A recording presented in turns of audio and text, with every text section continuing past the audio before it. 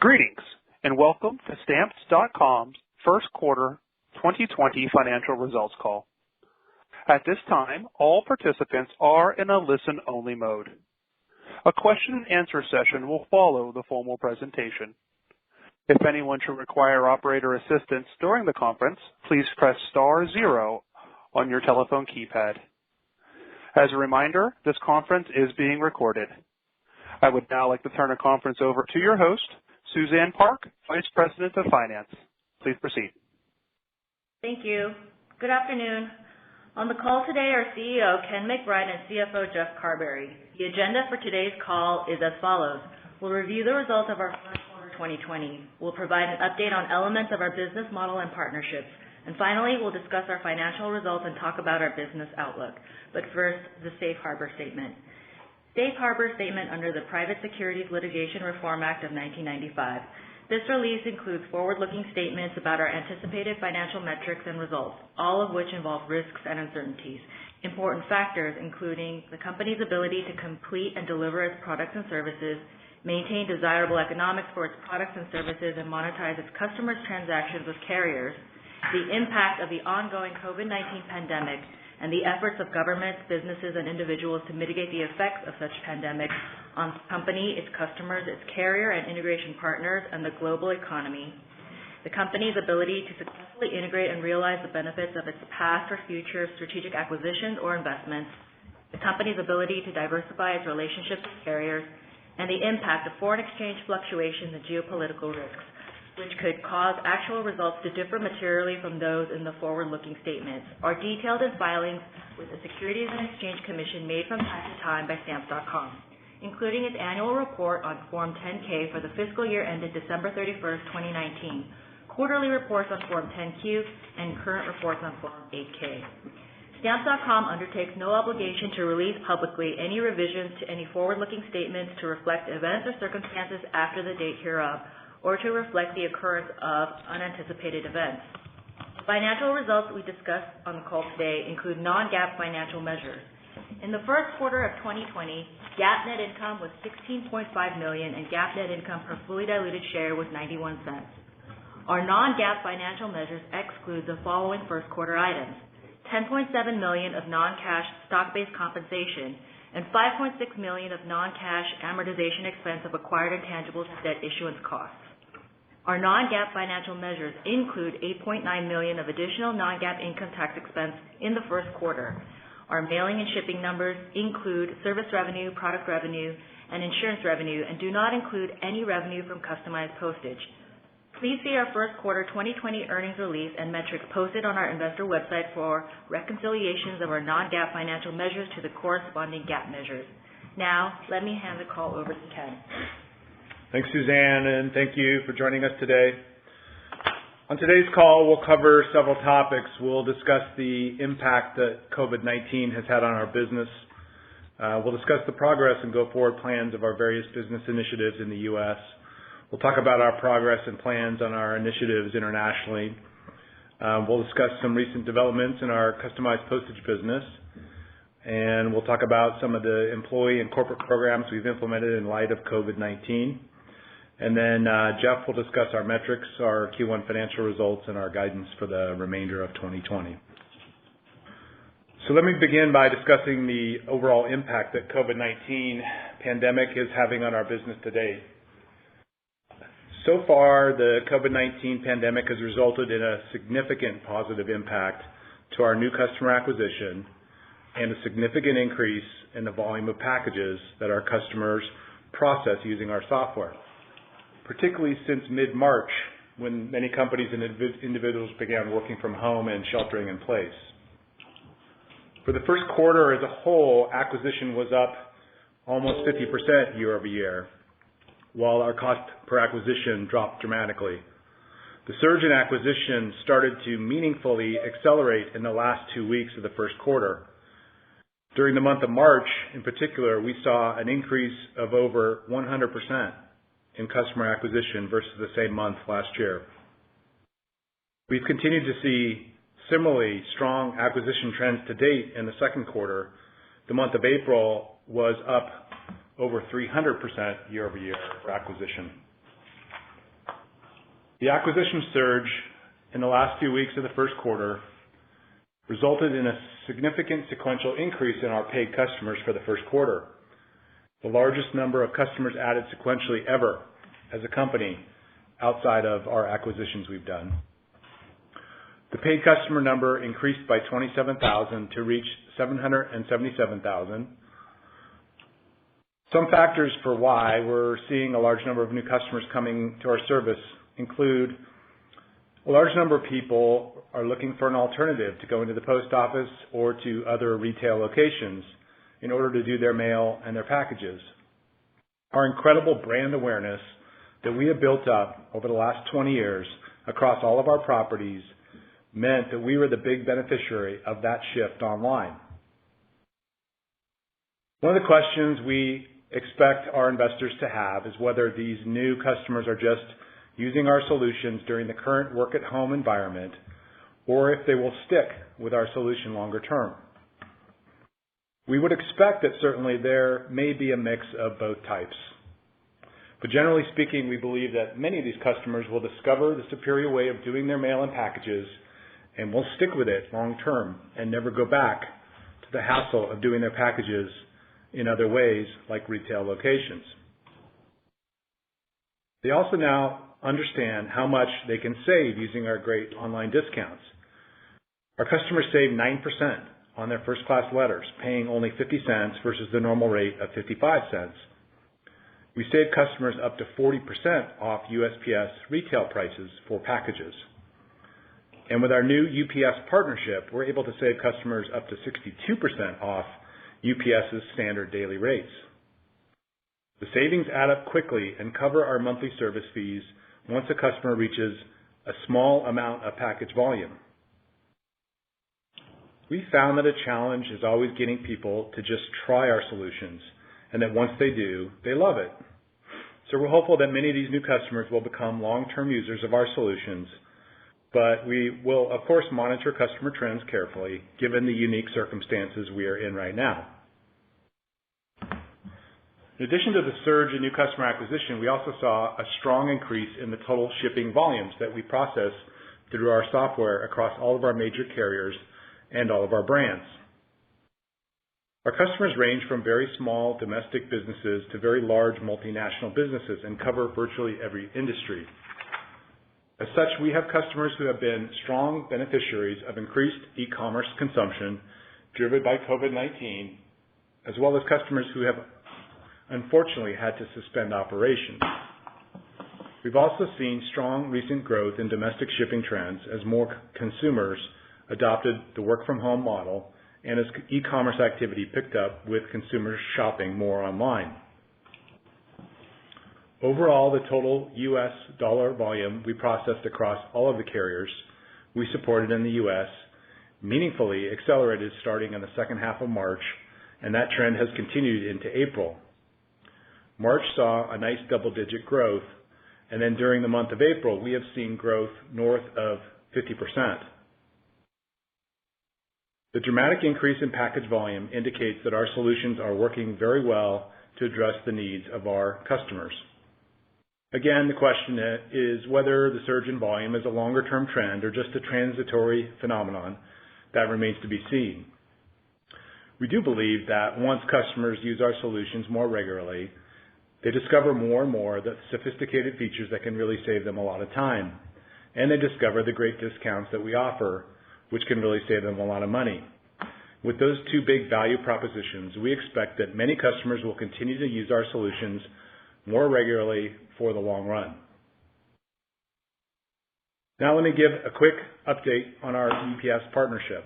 Late last year, we signed a new partnership with UPS, which allows us to offer attractive UPS package discounts to our customers. The UPS package discounts we are able to offer customers under our new partnership the discounts are as much as 62% off UPS's standard daily rates, and the discounts are available through our products without any necessary existing shipping volume that is frequently required to qualify for discounts when working with UPS in other ways. Within our e-commerce multi-carrier properties, including ShipStation, Shipping Easy, and ShipWorks, we have always provided a UPS shipping capability. However, the new UPS partnership allows us to more actively and effectively drive customers and shipping volume to UPS. The new solution went live in ShipStation with a subset of customers last year in the fourth quarter, and we rolled it out more broadly to a larger number of ShipStation customers during the first quarter. We also began rolling it out to Shipping Easy, ShipWorks, Stamps.com, and Indicia branded solution customers during the first quarter. Within the Stamps.com and Indicia branded products, offering UPS shipping is an entirely new capability that we just began to roll out to new and existing customers. Within those products, we previously had exclusivity arrangements with the USPS that are now no longer in place. So we're now able to offer Stamps.com and Indicia customers a UPS shipping solution side by side with USPS services. Accessing UPS is very simple with a default account and discounted rates available immediately when the customer first begins to use the product. We are seeing rapid adoption of the UPS solution and a very steep growth trajectory in the volume of packages that we process. Over the past few months, we have seen sequential month-over-month growth in excess of 250%. We would caveat that to say it's early in the growth, it's off a relatively lower starting base. Nonetheless, we're very excited about our new UPS relationship. We expect them to be a great long-term partner for Stamps.com and all of our company products and solutions. With that, let me turn to some of the initiatives we're working on in the U.S. market. First, we're continuing to invest heavily on growth in the shipping part of the business. As you know, we devote a large percent of the company's resources to target the e-commerce shippers. In 2020 and beyond, we expect to continue making the large investments in order to attract those types of shippers to our solutions. We're continuing to increase our investment in all of our channels, including direct sales, direct mail, traditional media, radio, television, search engine marketing, search engine optimization, as well as refining our customer acquisition processes through the affiliates, the partners, and the telemarketing that we do in other areas. Second, we plan to expand the features and functionality of our solutions, particularly in the multi-carrier shipping part of the business. The e-commerce shipping industry is very dynamic, and we invest a significant amount of our research and development resources in continuing to innovate in that market. Our goal is to be able to meet the needs of as many customers as possible so that we can maximize our customer acquisition, maximize our average annual revenue per paid customer, or ARPU, reduce our monthly customer cancellation rates, and increase overall customer usage. For 2020, we're focused on delivering new capabilities, such as more sophisticated third-party logistics support, delivery options provided in the shopping cart, drop shipping, branded tracking, returns, pickup and drop-off, and we're continuing to enhance our capabilities in our mobile apps. Third, we plan to continue bringing innovative and cost-effective solutions to U.S. customers that are sending packages to other countries. As you recall, during 2017, we launched a new international shipping initiative called Global Post, where we offer customers access to discounted international shipping rates through our private label carrier partnerships. As a reminder, these are programs where companies can do a portion of the work for the carrier and receive a discount on their postage rates. During 2018, we added the Global Advantage program, which is a great bundled customer solution built on top of the Global Post carrier that includes customer benefits such as free package pickup, free insurance, upgraded delivery speeds, enhanced tracking, simpler customs procedures, and other benefits. We're seeing nice growth in this area, and we expect to continue to drive these solutions in 2020.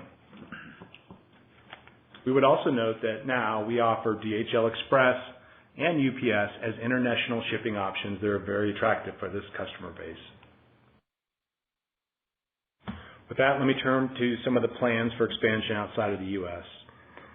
Starting with the acquisition of Medipack that we made in 2018, we began a path of expanding our business from a domestic-only USPS-focused model towards a global multi-carrier e-commerce shipping solutions company. Over the past several years, we've entered into a significant number of partnerships for the international market. During 2018 and 2019, we undertook efforts to begin test marketing our ShipStation product in the UK, Canada, and Australia. During 2020, we expect to ramp up our marketing, our business development, and our product development efforts in the international markets. First, for ShipStation and for ShipEngine, we plan to continue to develop partnerships, carrier relationships, product enhancements, and to continue to market our solutions in our target countries. Our international shipments through ShipStation were up 87% year over year versus the first quarter of 2019. During 2020, we expect to improve our capabilities to support further international expansion, such as language and currency translation systems, and we are currently expecting to launch a solution in France as our first non-English speaking market. We also expect to further enhance our cross-border capabilities with features such as duties and taxes, customs documents added to our ShipEngine product. Second, internationally, in our MetaPack business, we continue to make progress in both customer acquisition and technology, including re-architecting the technology platform and driving new innovations. During the first quarter, we've continued to develop a strong U.S.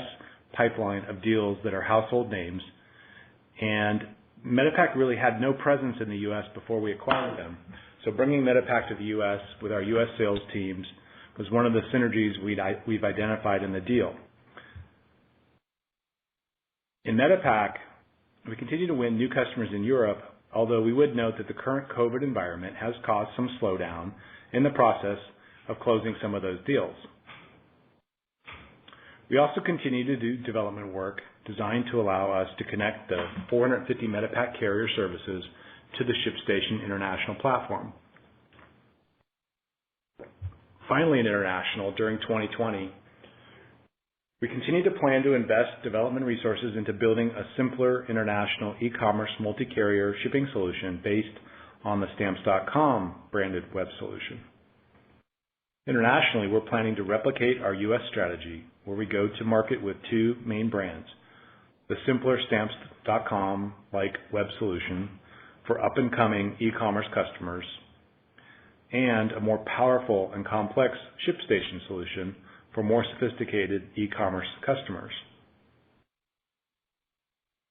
We're working on an international version of the Stamps.com web solution during 2020. And once that's in place, we expect to begin some test marketing of the Stamp solution to some selected international markets.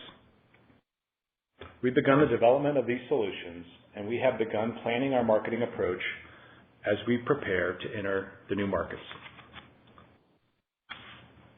With that, now let's discuss some recent developments we've had in our customized postage business. You recall that customized postage is a form of USPS postage that allows consumers to turn digital images into valid USPS-approved postage, which we offer under the PhotoStamps brand name. We recently received notification from the U.S. Postal Service of a decision they've made to end the customized postage program on June 16, 2020. The decision by the USPS followed the recent filing of a lawsuit against the USPS by a third party alleging First Amendment religious expression harm as a result of USPS regulations restricting all religious images. We believe this decision by the USPS was unnecessary, not well considered, but it's difficult at this time to know if we will be able to bring the program back in the future.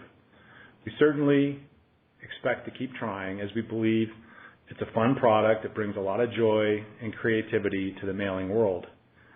However, financially, it is not material. Contribution to the bottom line is in the low single digits for EBITDA annually. So with that, let me turn to some of the corporate programs we're doing related to COVID-19. As a company, we're deeply committed to doing our part as a corporate citizen to help every way we can. In April, we launched a new program to provide our software to all U.S. senior citizens age 65 and over without our monthly service fee during the current COVID-19 pandemic crisis. This pandemic has impacted the lives of the senior citizens of this country more than any other group. Our hope is that senior citizens in regions all over the U.S. will benefit from this program by allowing them to safely mail and ship all of their letters and packages without leaving their homes. We are also exploring several additional ways to get involved and help the world as we all face this terrible pandemic together. Let me now discuss some of the human resources aspects of the COVID-19 effect on our company. We're deeply committed to the health and the well-being of our employees. We took early and aggressive steps to make sure that our employees were as safe as possible, and we moved to a company-wide work-at-home model the week of March 9th with all of our over 1,300 employees worldwide. Because our business is building and marketing software on the internet, we were in a very good position to be able to make the change to an all-remote work model early without a significant impact on productivity. As expected, there were challenges we needed to work out with these operational changes. The issues were somewhat exacerbated by the fact that our customer acquisition surged in March more rapidly than we've ever seen before. However, our employees are showing amazing resilience, working through the challenges quickly and effectively. We've actually increased our headcount and overall full-time equivalent hours to absorb some of the demand for our service during the COVID situation to date.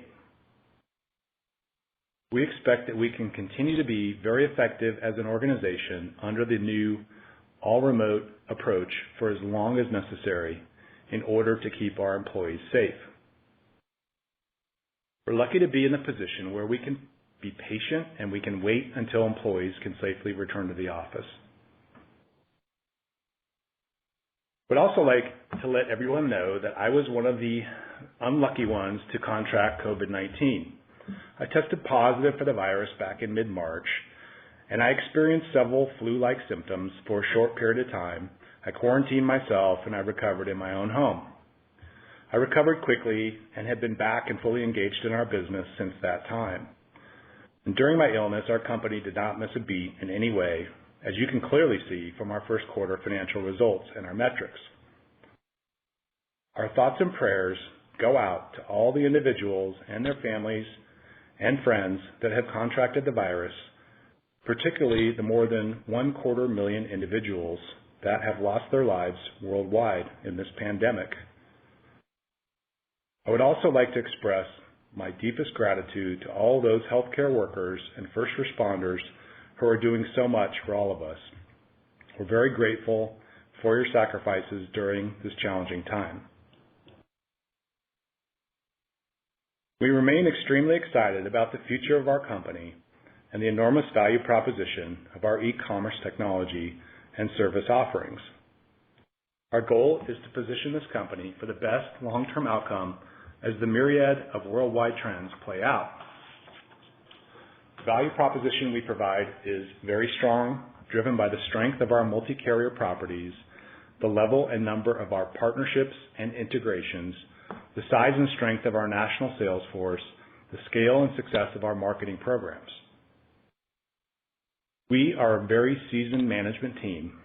I personally have managed this company now for 19 years, including through two major recessions, the 2001 to 2003 recession post-dot-com bubble and the 2007 to 2009 financial crisis. We've always managed our company cost structure very aggressively, and as a result, we have a very healthy cash flow and a very strong balance sheet with over $215 million in cash and investments currently on our balance sheet.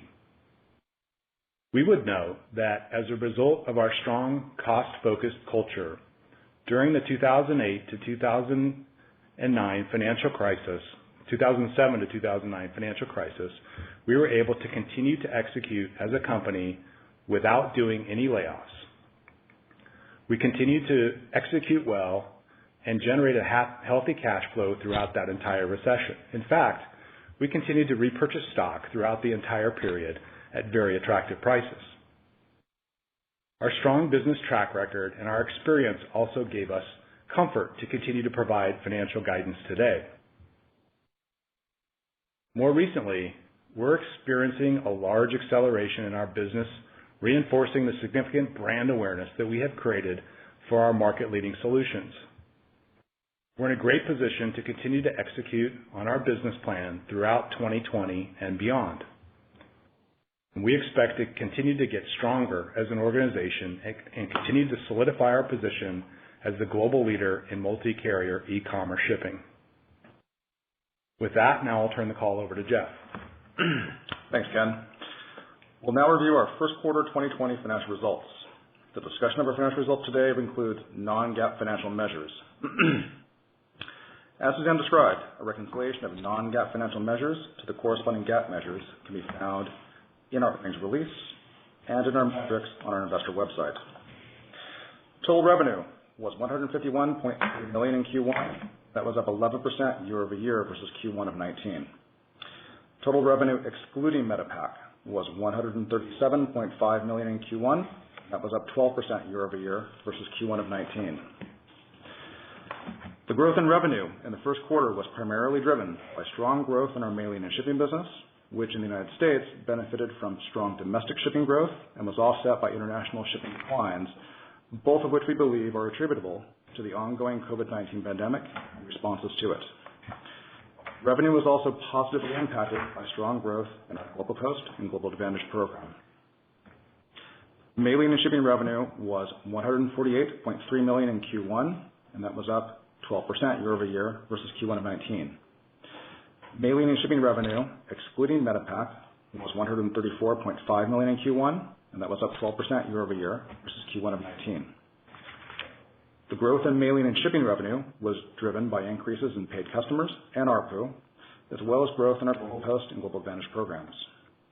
We estimate that total revenue derived from our shipping customers grew at a low double-digit rate year over year, and as a percentage of total revenue in Q1 was approximately 80%. We estimate that revenue derived from our shipping customers in Q1, excluding MetaPack, grew year over year at a low teens rate, and as a percentage of total revenue was approximately 70%. We also estimate that our revenue derived from our SOHO mailers as a percentage of total revenue was in the high teens and grew year over year at a high single-digit rate. Mailing and shipping gross margin was 74.8% in Q1 versus 74.9% in Q1 of 19. Mailing and shipping gross margin was positively impacted by growth in revenue associated with our traditional carrier business, including USPS and UPS, which was offset by the growth of our international offerings, including the Global Advantage program, which can have a lower gross margin profile than our other service fee revenue components. MetaPack's gross margin under US GAAP was approximately 63% in Q1. We had year-over-year increases in our Q1 operating costs, primarily driven by growth in R&D and sales and marketing, related to strategic investments to support innovation and long-term growth. As Ken mentioned, we continue to aggressively scale our operational investments to drive our international business strategies. Non-GAAP operating income was $40.4 million in Q1, up 7% year over year versus Q1 of 19. Adjusted EBITDA was $41.5 million in Q1, and that was up 6% year over year versus Q1 of 19. Adjusted EBITDA margin was 27.4% in Q1 versus 28.8% in Q1 of 19. The decrease in adjusted EBITDA margin was attributable to higher operating expenses associated with our 2020 initiatives, as previously discussed, and to a lesser extent, MetaPack. Non-GAAP adjusted income per fully diluted share was $1.32 in Q1, based on a non-GAAP tax expense rate of 40%, and was up 7% year over year versus $1.23 per share in Q1 of 19, based on a non-GAAP tax expense rate also of 40%. Fully diluted shares used in the EPS calculation was 18.2 million for Q1 versus 18.0 million for Q1 of 19. Let's now discuss our customer metrics. Our total paid customer metric was 777,000, which was our highest number of paid customers in our company's history. This was driven by the strong new customer acquisition and reduced customer churn. Our first quarter churn was 3.0%, and that was down 0.1% year over year. Our first quarter ARPU was 63.60. ARPU was up 6% year over year, driven by growth in the shipping focus areas of our business. Total first quarter USPS postage printed was 1.6 billion. That was up 1% versus the first quarter of 2019. The total USPS postage printed metric includes both higher growth shipping volume and traditional non-packaged mail volume, which continues to see a steady decline consistent with the long-term trend of declining mail usage in the U.S. Let's now discuss our cash, debt, and uses of cash. We ended Q1 with $216 million in cash and investments, which was up $59 million from $156 million at the end of Q4 of 2019. The increase in cash and investments was primarily driven by the following: strong operating cash flow, changes in net working capital, and cash from option exercises. And that was partially offset by share repurchases and a scheduled debt repayment. During Q1, we made a required principal repayment of $3.1 million, resulting in total debt under the credit agreement, excluding debt issuance costs, of $47.4 million. During Q1, the company repurchased approximately 80,000 shares at a total cost of approximately $9 million. Our current share repurchase plan was approved by our board of directors on February 13th of 2020, commenced on February 24th of 2020, and runs through August of 2020. On February 28th of 2020, our board of directors adjusted the repurchase parameters of the plan in response to increased market volatility due to COVID-19. As of May 6th of this year, we have repurchased approximately $8.8 million under the current plan. Now turning to guidance. As we discussed last quarter, our guidance reflects the following: the new multi-year USPS reseller agreements, the new UPS partnership, which we rolled out in the first quarter to the majority of our customers across all of our properties, and expected increases in operating costs related to our continued investment in the U.S. and abroad. Our updated guidance also reflects the following: first, the anticipated termination of certain customized postage products effective mid-June of this year, and second, a cautious outlook on the COVID-19 related impacts to customer acquisition, churn, and shipping volume growth. As Ken discussed, although recent trends have been strong, likely related to e-commerce activity driven by COVID-19, we believe there is significant risk that broader macroeconomic weakness could weigh on our business. For example, we have some customers of our Global Advantage program who recently suspended operations in light of COVID-19. And as that product is accounted for on a gross basis and has a relatively lower margin, their suspensions will disproportionately impact revenue. We will continue to monitor our customers and their shipping volumes closely. And now on to specific quantitative guidance. We are maintaining our previous fiscal 2020 revenue guidance range of $570 million to $600 million. We expect our shipping revenue will be in a range of approximately flat to up in the mid-single-digit range. We expect our mailing revenue derived from our SOHO mailers will be approximately flat year over year. And we expect our customized postage revenue will be eliminated beginning in June of this year as a result of the anticipated termination of the program by the USPS. We expect operating expenses to increase in 2020, reflecting the annual effect of the strategic investments we made throughout 2019 and additional strategic investments we anticipate making in 2020 around both our U.S. and our international efforts. We continue to expect fiscal 2020 adjusted EBITDA to be in a range of $135 million to $155 million. Our guidance implies a full-year adjusted EBITDA margin in the low to mid 20% range. We continue to expect non-GAAP tax expense will be approximately 40% of non-GAAP pre-tax income for 2020. Our full-year 2020 effective tax rate could differ from our current estimates based on a number of factors. We continue to expect fully diluted shares to be between 18.0 million and 19.5 million in 2020. We continue to expect fiscal 2020 non-GAAP adjusted income per diluted share to be in a range of $4 to $5. And finally, we continue to expect capital expenditures to be approximately $2 million to $4 million in 2020.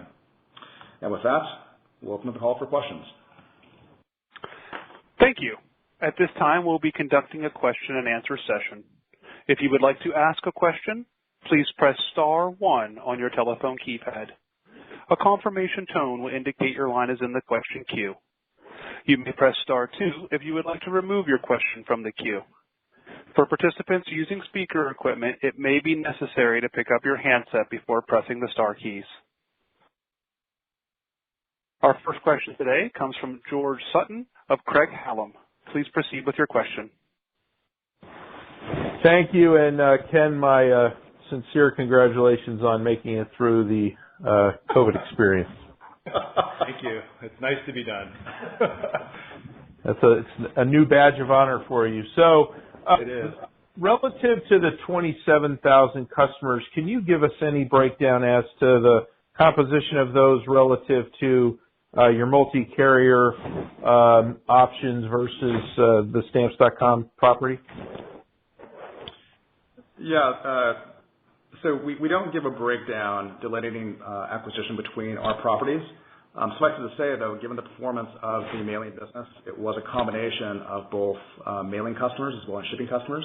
And on the shipping side, obviously, given the volume growth, it's a combination of new customers we acquired, as well as we believe increased volume associated with COVID-19 related effects of people working from home and doing more e-commerce consumption. So one of the dynamics in the quarter that was very interesting is Amazon, of course, to protect essential services, turned off a lot of their options for their third-party sellers. And I'm curious, did that have a specific impact that you saw on some of those new customer numbers? Yeah, I mean, Amazon definitely changed a lot of things in the first quarter as a result of what's happening right now and prioritized the essential goods for shipping. So, we may have seen some move over. We certainly saw Amazon.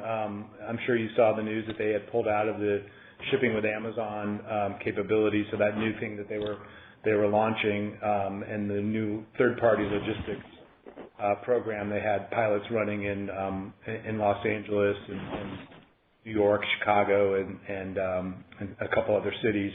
And so they decided to halt that.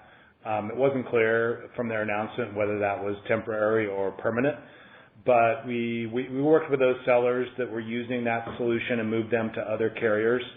And so there was really no disruption there.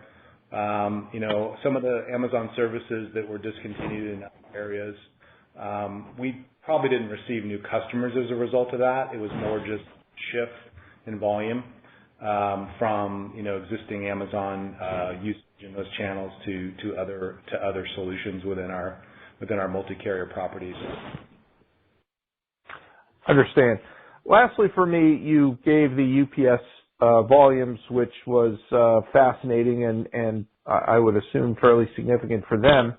I'm curious what kind of attention that's been given potentially by other partners who aren't enjoying those volume increases, and then also what, if any, has the reaction been from the U.S. Postal Service seeing some of those volumes move over?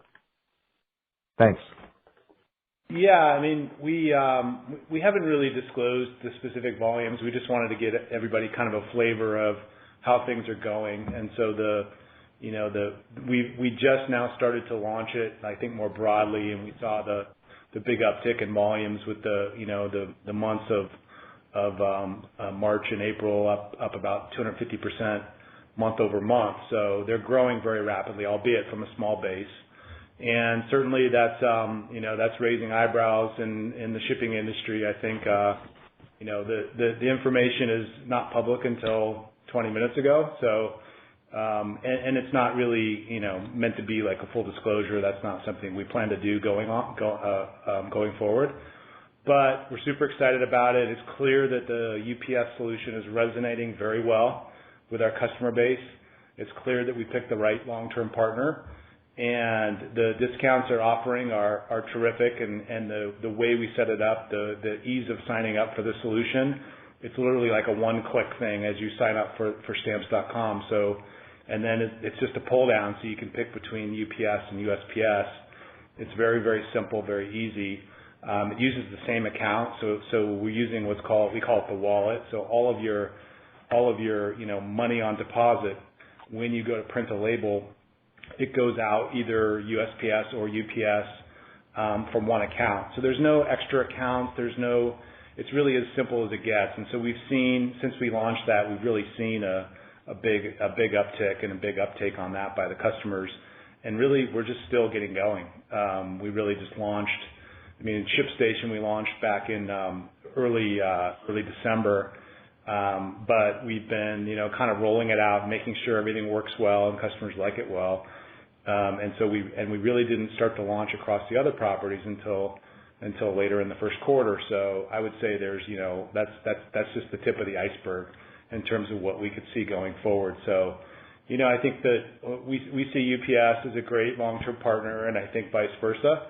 And so we're talking to very senior folks there, and they're excited about continuing to find ways to make the partnership better and better. In terms of reaction of other carriers, well, I guess we'll have to see where that goes, because, like I said, nobody really understood how well it was doing until we just talked about it 20 minutes ago. Okay, great. Thanks. The next question is from Kevin Liu of K. Liu & Company. Please proceed with your question. Hi, good afternoon. Hey, Kevin. First question here, just on UPS. I know it's rolled out now across your various platforms. I'm curious if you could talk at all in terms of just kind of the penetration rates that you're seeing thus far. Is it still a very small number of merchants that have taken advantage, or are you seeing that be more broad-based in terms of how it's contributed to volumes? Yeah, it's still really early. We just got it going. Like I said, we launched it in ShipStation in Q4, and we just started to roll it out more broadly. We launched it to a segment of that customer base. We just wanted to make sure it worked well and the customers adopted it well, and that there weren't any glitches. And so we were cautious in terms of how we rolled it out to ShipStation. And then we really didn't start rolling it out across the rest of the properties until very recently. Really, I would say late in Q1. So I would say, like, we're just getting started, and we've seen, really, really great adoption. Like I said, we set it up. It couldn't be any easier to sign up for a UPS account. It's literally, as you're signing up for the service, you just agree to let a UPS account be created, and there it is. And like I said, we have a unified payment system, so all of your money gets stored in one place, which we call the wallet.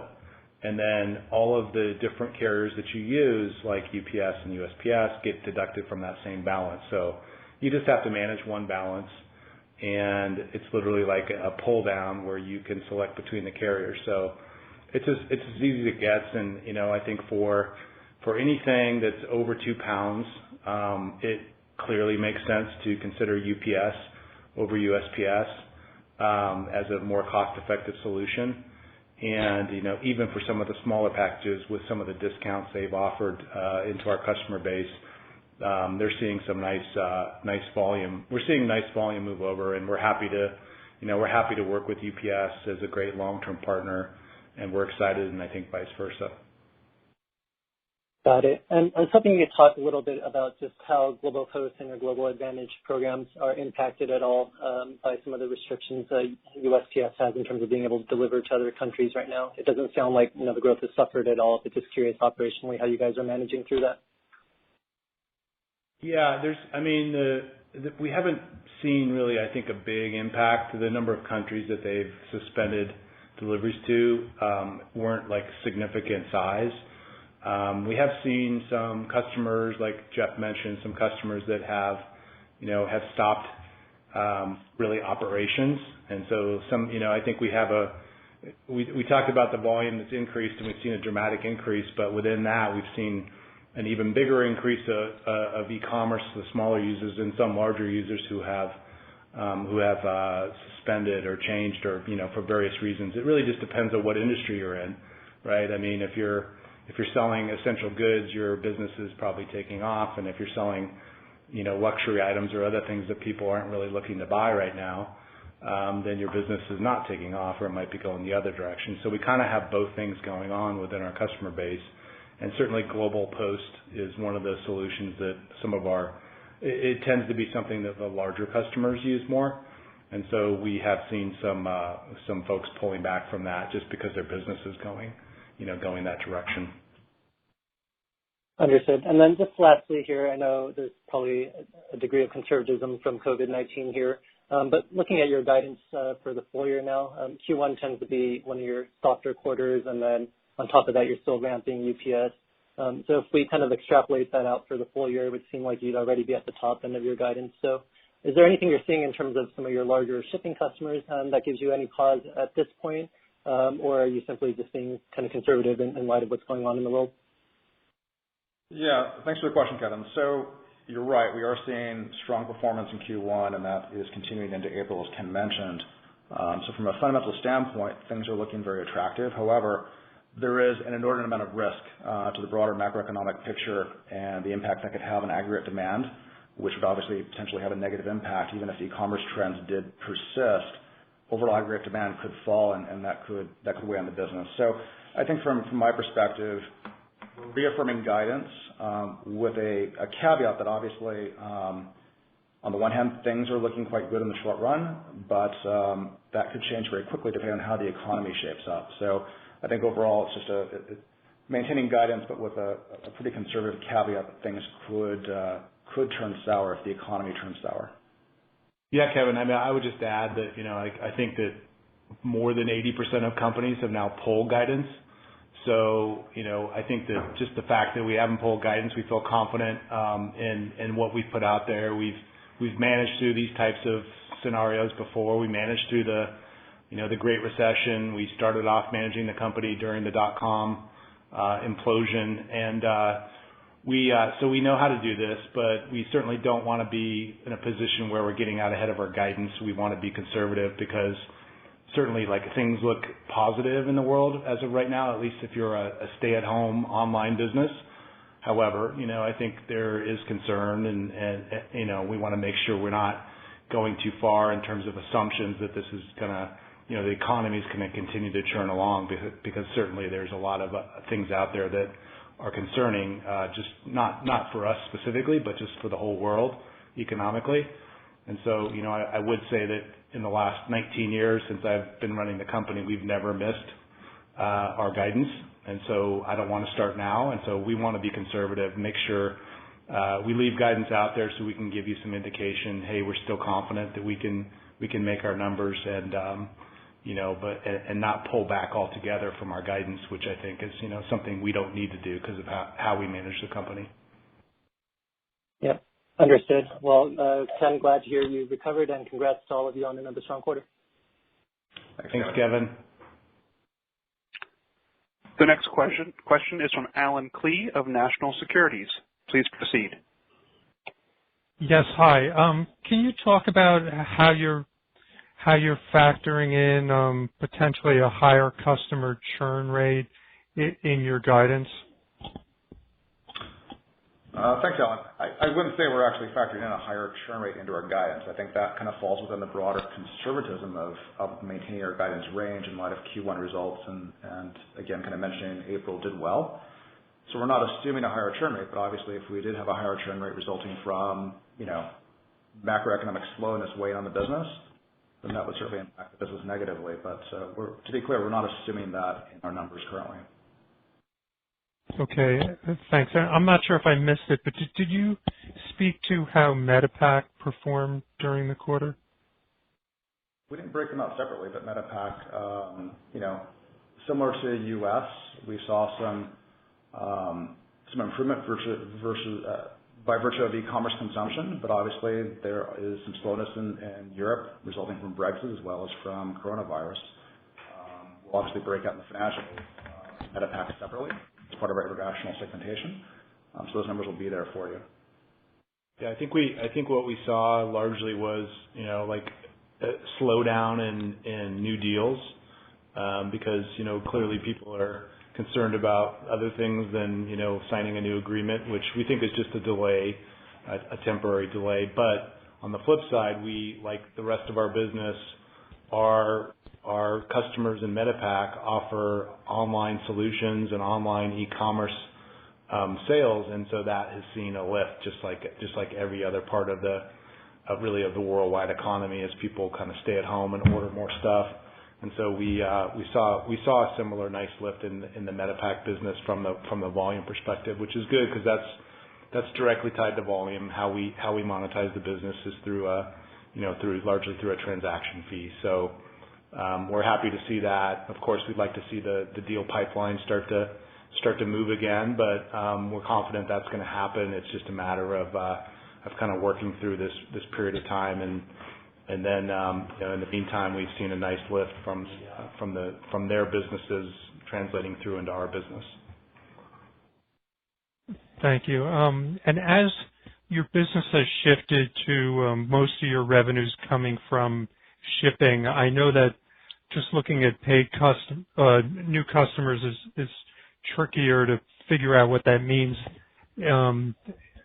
compared to the past. So I guess what I'm wondering is of this large ad that you're getting, is there a way to think about how that's kind of breaking out between SOHO and shipping type customers?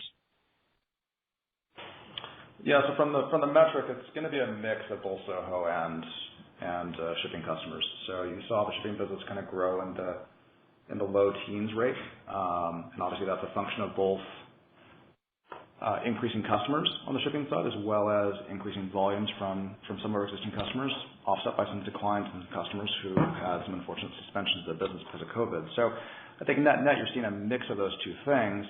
You saw small business, the SOHO business kind of grow in the mid-single digit range. We were expecting the business overall for the year when we were from guidance of effectively flat for the year on the SOHO business. So you would necessarily deduce from that part of that growth on the SOHO side was related to new customer acquisition. So we're seeing growth on both sides. We're going to see how those customers perform and look at those cohorts and make sure that those customers do persist after hopefully stay-at-home orders are lifted for broad segments of the population, both domestically and internationally. So we'll see how that evolves, but right now we're excited by the growth in the customers. As Ken mentioned, we think that those customers, once they try our service, and COVID being the catalyst to try it for us, they will stick with us largely, but of course we'll continue to closely monitor that. Thank you. My last question, I know you may not be comfortable talking about this, but what we're hearing now with the U.S. Post Office and kind of with our government proposing some comments of, desires to raise their packaging pricing and maybe a new person in charge of the USPS. What's your take on all of that? Yeah, well, so certainly a lot of things going on in that world. Is very active right now. I mean, they certainly have seen I think they've seen a fairly precipitous drop in their mail volumes, but then they've also seen a very large increase in their shipping volumes, and so they've kind of seen both aspects of it. Of course, they make the vast majority of their revenue or their profit on the first class mailing. So that's certainly been an issue for them, and they certainly face some financial challenges. I think like many other industries, and so they were included as part of the CARES Act. They got a $10 billion line of credit increase, and so they're negotiating through that, I think, with the Treasury Department as to how exactly that's going to be implemented. And so while there's been some conversations and some things said publicly, it certainly seems like Congress is very behind making sure the Postal Service does fine during this process. And they did announce a new Postmaster General yesterday that's going to succeed Megan Brennan, who's retiring after 5 years as the PMG. And so the new person, Louis DeJoy, is now the 75th Postmaster General. And so we're excited about him. He's an outsider, a first outsider in quite some time. And he's got a lot of experience in the logistics and the shipping market. So I think he'll come in with a lot of knowledge. And he is also, I think, based on what we know of him, and we do know him from prior relationships and folks that we know, and actually folks that work here. He's definitely a person who supports, partnerships, public and private partnerships. We believe he's very much behind that. As you may recall, the task force that put together a report last year on at President Trump's request came out with lots of recommendations, and one of the key recommendations in there was public-private partnerships are important, and so I think that with his by his connection with Trump, with President Trump, and I think that we'll see him in alignment with those thoughts in that report, and so that'll be good for us, but of course, we'll have to get to know him and certainly be in DC a lot and talking to him. We're a huge partner of theirs and vice versa. So I think net we're sad to see Megan go. She's been a great Postmaster General, but we're excited to start working with the new PMG as soon as he takes office, which I believe is in mid-June. So. Thank you. Mm-hmm. The next question is from Tyler Wood of Northland Securities. Please proceed with your question. Thanks. Just one from me.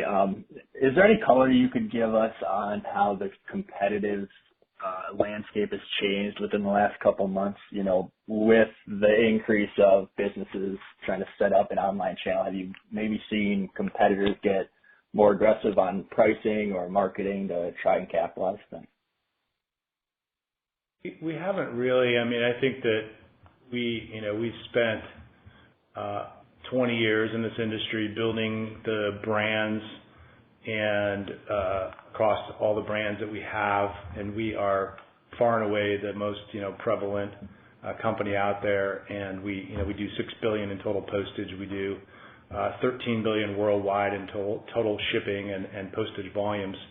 And so I think as this shift has happened from really kind of more of a retail offline to an online mode of operating by all these businesses and individuals, we have been the primary beneficiary of that.